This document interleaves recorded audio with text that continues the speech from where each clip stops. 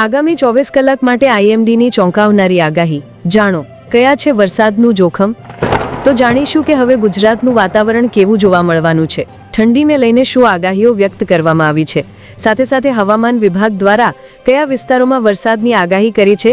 સાથે સાથે દીતવા વાવાઝોડા અંગે શું અપડેટ રહેલી છે તે પણ આજના વિડીયોની અંદર જાણીશું. સાથે સાથે હવામાન નિષ્ણાંત અંબાલાલ પટેલની આગાહી પણ જાણીશું.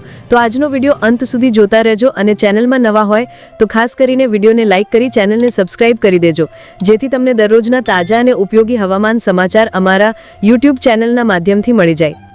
હવામાન વિભાગે દેશમાં વરસાદ અને ઠંડી અંગે નવી ચેતવણી આપી છે. દક્ષિણ આંદામાનમાં બનેલા ઓછા દબાણના કારણે કેટલાક રાજ્યોમાં ભારે વરસાદની શક્યતા છે.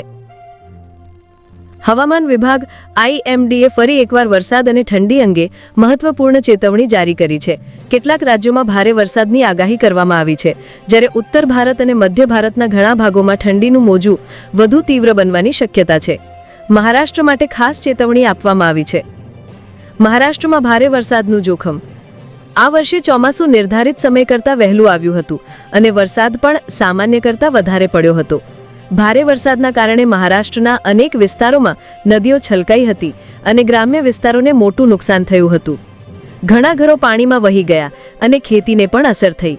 હવે ફરી એકવાર હવામાન વિભાગે સંકેત આપ્યો છે કે કેટલાક વિસ્તારોમાં ફરી વરસાદ પડી શકે છે. દક્ષિણ આંદામાન સમુદ્રમાં ઓછા દબાણવાળો વિસ્તાર બનેલા હોવાથી આગામી કલાકોમાં હવામાન બદલાઈ શકે છે. જાણો હવામાન વિભાગે શું જણાવ્યું.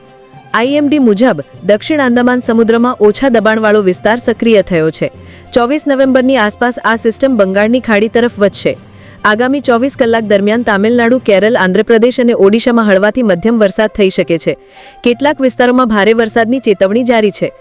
સંબંધિત રાજ્યોમાં હાઈ એલર્ટ જાહેર કરવામાં આવ્યું છે. ઉત્તર અને મધ્ય ભારતમાં ઠંડી વધુ વધશે.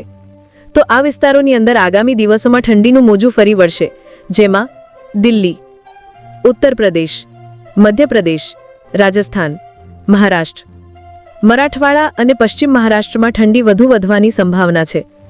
હવામાન વિભાગે જણાવ્યું છે કે આગામી દિવસોમાં દેશ મિશ્ર હવામાનનો અનુભવ કરશે.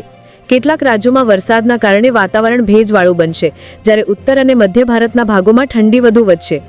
મહારાષ્ટ્રમાં તાપમાન ઘટાડો અને ઠંડી વધવાના કારણે ખેડૂતોને થોડી રાહત મળવાની શક્યતા છે.